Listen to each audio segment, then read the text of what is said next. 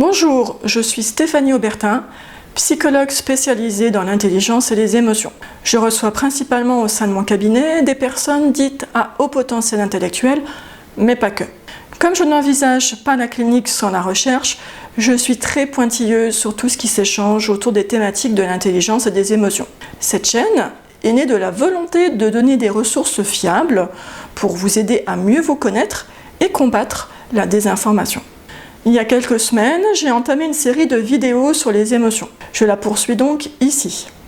Lors de la précédente émotion, j'ai défini ce qu'était une émotion. Chose importante car on en parle souvent, mais on n'est pas forcément d'accord sur ce que c'est, ou alors on ne parle pas de la même chose, ce qui rend la compréhension des phénomènes plutôt improbable.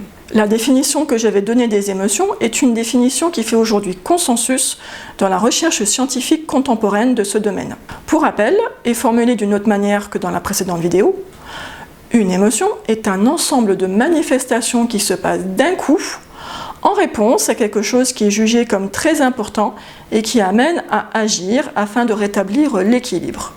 Elle est composée de 5 éléments. Il y a premièrement une évaluation de la situation. Ensuite, il y a des manifestations physiologiques dans votre corps. Vous avez une envie irrépressible d'agir qu'on appelle tendance à l'action. Il y a des expressions sur votre visage, la voix se module et la posture change. Et enfin, il y a un sentiment subjectif qui émerge de tout ça. C'est ce sentiment subjectif qui donne l'étiquette de l'émotion, comme la peur, la colère, la tristesse, la joie et tout ce que vous connaissez. Je ne rentre pas dans le détail de ces 5 composants puisque je les ai détaillés dans cette vidéo et je vous encourage à aller la regarder si ce n'est déjà fait.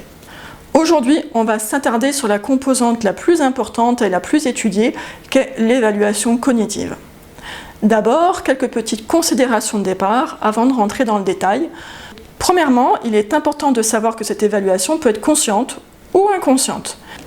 Elle se passe bien évidemment dans le cerveau et pas dans le ventre, comme j'ai pu l'entendre, puisque le ventre n'a pas de capteur spécifique de l'environnement. Et même, qu'est-ce que ça voudrait dire concrètement ? Puisque plusieurs personnes soumises à une même situation ne vont pas réagir et ressentir de la même manière. C'est donc qu'il y a un organe qui interprète.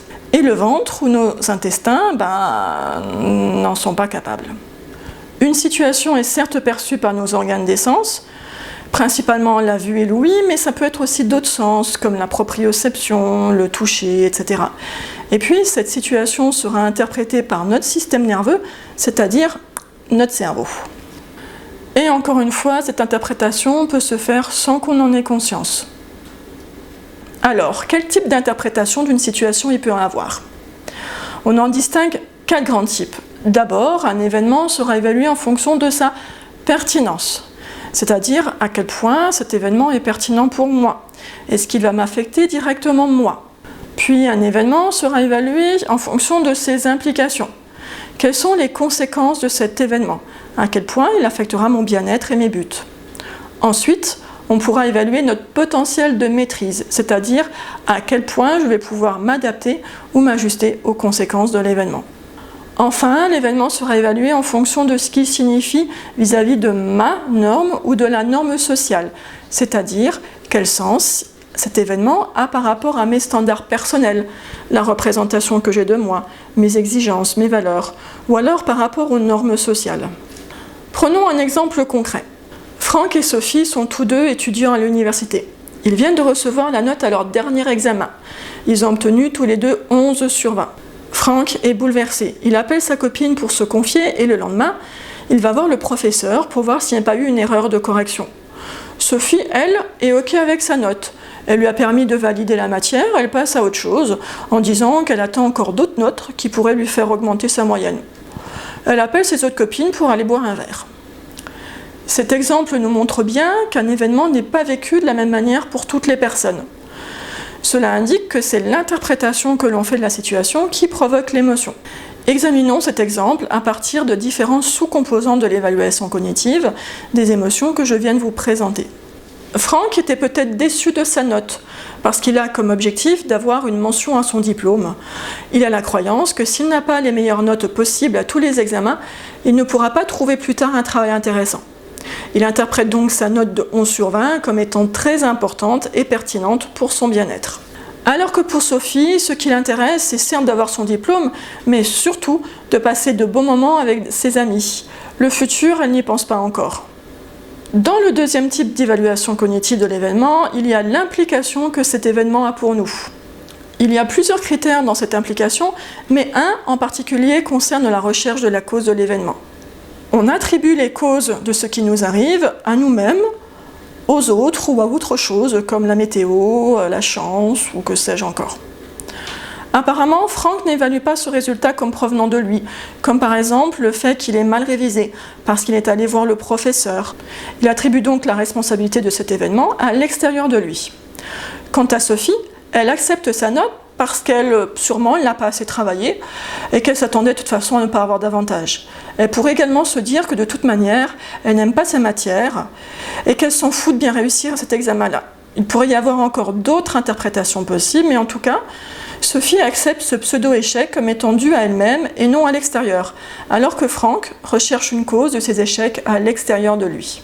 Une fois que Franck et Sophie ont évalué l'événement comme étant pertinent, et qu'ils aient pu en déterminer la cause, ils évaluent leur capacité à maîtriser la situation à travers 3 critères. Ai-je un contrôle suffisant pour agir dans cette situation ? Ai-je suffisamment de ressources, de pouvoir pour traduire les stratégies en action ? Est-ce que je peux m'adapter aux conséquences de cette situation si jamais je ne peux pas la changer ? Dans notre exemple, Franck et Sophie croient tous les deux en leur potentiel de maîtrise, c'est-à-dire en leur capacité à gérer cet échec. Franck a suffisamment d'estime de lui pour tester sa contrôlabilité et sa puissance en allant parler avec le professeur. Il espère ainsi secrètement être suffisamment convaincant pour que celui-ci change sa note. Sophie, elle, ne pense pas qu'elle puisse changer sa note. Mais elle l'accepte et surtout, elle s'adapte aux conséquences et ne se laisse pas ébranler par ce résultat. Et enfin, Franck et Sophie évaluent cet événement par rapport à leurs standards personnels et aux standards externes. Franck pourrait avoir cette forte réaction émotionnelle parce que ses standards internes lui disent qu'il doit être le meilleur dans chaque matière ou parce qu'il a peur de décevoir ses parents. Et bien là, ce seront les standards externes. Ces standards externes peuvent être vrais, mais aussi seulement imaginés. C'est-à-dire qu'il s'imagine que ses parents attendent de lui qu'il soit excellent alors qu'en fait ce n'est pas vraiment le cas. Quant à Sophie, elle a des standards internes et externes moins élevés. Elle sait qu'on peut tous se planter un jour ou l'autre et que ça ne remet pas en cause sa valeur. Et ça, ce sont ses standards internes. Elle sait aussi que ses proches l'aiment telle qu'elle est, peu importe la note à cet examen. Là, ce sont ses standards externes. J'ai bien conscience que les 2 dernières vidéos sont complexes, mais elles sont nécessaires pour comprendre ce qu'est une émotion et comment elle fonctionne. On pourra alors se rendre compte qu'une émotion n'est pas quelque chose qui nous tombe dessus, mais qu'elle est créée par l'interprétation que l'on fait d'une situation donnée. Eh bien ça, c'est une bonne nouvelle, puisque ça signifie qu'il n'y a pas une soumission aux émotions. Ça signifie aussi que l'on peut travailler sur ces évaluations cognitives. D'ailleurs, voici un petit exercice. Lors de la vidéo précédente, je vous avais proposé d'observer votre émotion selon les 5 composants de ce tableau. Cette fois-ci, je vous propose de travailler particulièrement l'évaluation cognitive d'un événement afin de mieux comprendre ce qui se passe pour vous. Tout d'abord, vous allez noter dans la première colonne l'événement qui vous a provoqué l'émotion. Dans l'exemple que j'ai donné tout à l'heure, il s'agit de la note obtenue. Il s'agit souvent d'un événement à l'extérieur de soi, mais il peut aussi s'agir d'un événement interne, comme une pensée. Dans la deuxième colonne, vous allez noter la pertinence que cet événement a pour vous. Est-ce qu'il est pertinent parce qu'il est nouveau pour vous? Parce que vous l'évaluez comme mauvais? Parce qu'il vient entraver ou au contraire faciliter l'atteinte de vos buts, de vos besoins? Dans la colonne suivante, vous allez noter l'implication que cet événement a pour vous. À qui attribuez-vous la cause? À vous-même ou à d'autres personnes? Est-ce que c'était intentionnel ou pas? Est-ce que ça risque de se reproduire? Et à quelle fréquence? Est-ce que c'est différent par rapport à ce que vous vous attendiez? Est-ce qu'il y a urgence à agir?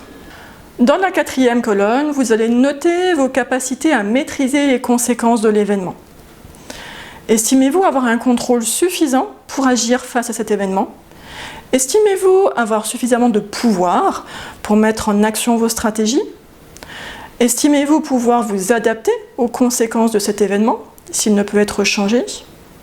Et enfin, Dans la dernière colonne, vous allez comparer cet événement avec vos normes ou les normes sociales. Est-ce que cet événement et ses implications sont compatibles par rapport à mes propres standards et valeurs? Est-ce que c'est compatible par rapport aux normes externes et sociales? Je vous laisse travailler dessus et en parler dans les commentaires ci-dessous si vous souhaitez. En tout cas, il est important de bien comprendre qu'une émotion est un processus adaptatif. Mais alors vous allez me dire, pourquoi en souffre-t-on? En fait, une émotion devient dysfonctionnelle lorsqu'elle est figée, intense ou trop fréquente. La prochaine vidéo traitera donc de l'émotion lorsqu'elle devient dysfonctionnelle, c'est-à-dire pathologique. Sur ce, je vous dis à bientôt.